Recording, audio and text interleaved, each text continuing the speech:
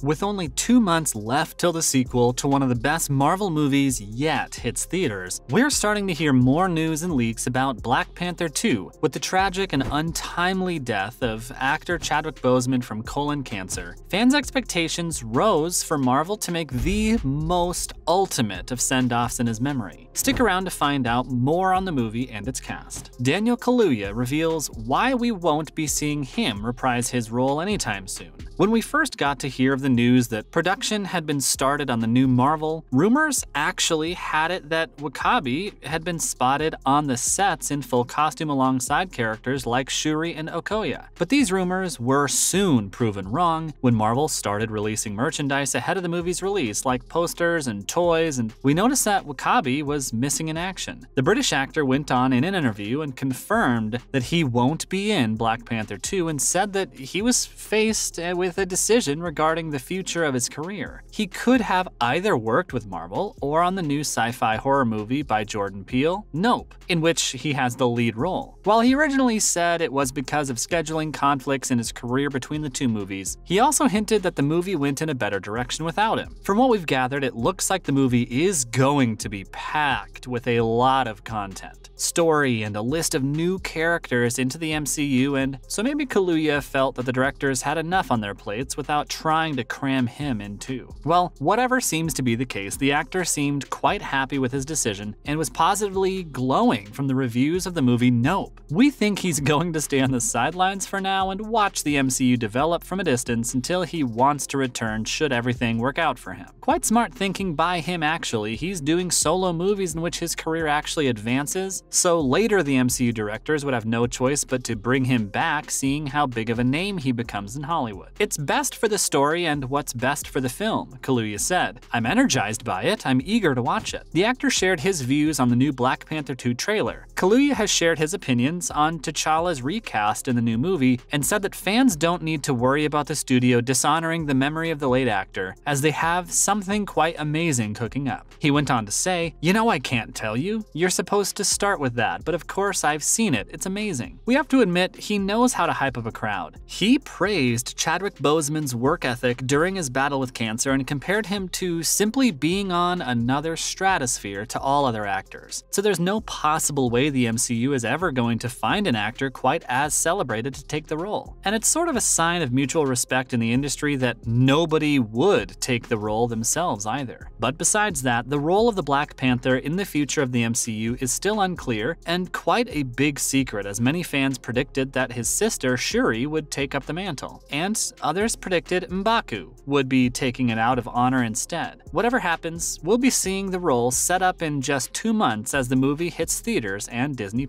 Next up, who else are we expecting to see in the new Marvel blockbuster? Although it's still a while before the release, we have a definite idea of who to expect in terms of cast in the movie. The main big bad of this movie is going to be Namor the Submariner, played by Tenoch Huerta, known for being in Narcos, Mexico. The last film in Phase 4 is ready to, at long last, present the Atlanteans, who address a big portion of the Marvel Universe in the comic books. Following quite a while of speculations on how they'd be taken care of, the trailer affirmed for the last time that Namor the Submariner and his submerged civilization exist in the MCU. The cast list has also hinted that Michael B. Jordan will make an appearance, although it'll probably be as a cameo, along with a few scenes with Chadwick Boseman. Another major appearance in the film is going to be of Dominic Thorne playing Ironheart, also going to be known as the successor to Tony Stark's Iron Man. The super genius builds her own armor in the comics, but seeing as she's appearing in Black Panther, we have a feeling that she's going to get some help from some of Wakandan technology and vibranium. Other recurring cast members are going to include Lupita Nyong'o as Nakia, Letitia Wright as Shuri, Winston Duke as M'Baku, Danai Gurira as Okoye, and Angela Bassett as Ramonda, and Martin Freeman as Everett Ross. And finally, is this the final movie in MCU's Phase 4? Rumored to be the final showdown before Marvel begins their Phase 5, according to James Gunn, the Guardians of the Galaxy Holiday Special will be the last undertaking in Phase 4 of the MCU. MCU. While Spider-Man Far From Home shut the book on Phase 3, it appears to be that the Guardians of the Galaxy Holiday Special will do the same with Phase 4. But it looks like it's probably going to be somewhat lighter than Far From Home. However, who knows? Gunn's merry intergalactic crew may still be loaded with events that shift the MCU. The director even hinted in his tweets that the little holiday special is going to be as monumental and important to the Marvel canon timeline as any big AAA movie. Now in other related news. Firstly, Letitia Wright talks about dealing with the death of Chadwick Boseman. Black Panther's 2 Letitia Wright as of late uncovered how her character Shuri is going to be coping with the death of T'Challa and how it affected her as an actress. The emotional stakes for the movie feel really high, as the film will honor both T'Challa and the death of Chadwick Boseman. The actress appeared in an interview and revealed that Shuri is going to be consumed with her work and will be making new inventions at an elevated level, so there's going to be a lot of new innovation to process. Especially as Ironheart is going to be introduced now, and it's hinted that the two will have a sisterly bond that will help her in mourning her brother, which is probably going to make for some tear-jerking moments on screen. Next up, spot Aaron Taylor Johnson in the Spider-Man spin-off movie, Kraven the Hunter. Kraven the Hunter is a character that considers himself a big game hunter, and in the comics, his mission is to hunt and beat Spider-Man to prove himself to be the best hunter in the world.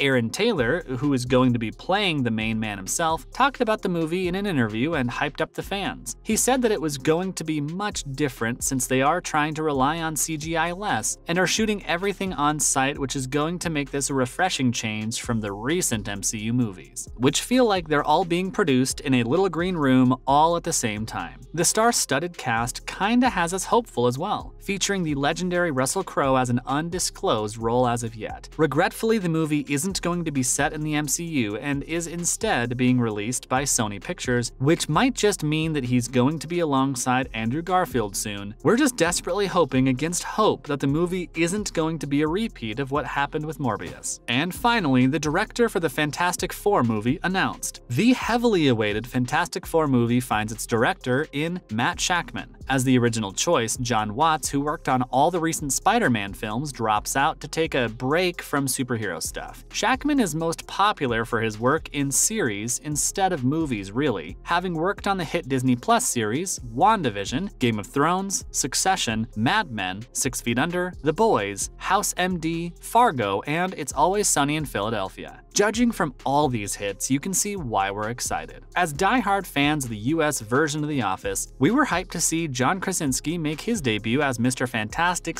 / Reed Richards, but after watching him die in Multiverse of Madness, we're not so sure he's coming back, even as directors described his role as a test run for the actor in the Marvel Universe. Although we're literally going to boycott the movie if the role goes to anyone else, so your move, Marvel. That's a wrap for this video, and thank you for watching. What did you think of the absence of W'Kabi in Black Panther Wakanda Forever, and would you like to have seen the actor reprise his role? Let us know in the comments below. Make sure to give this video a thumbs up and subscribe to our channel for more videos like this. See you in the next one.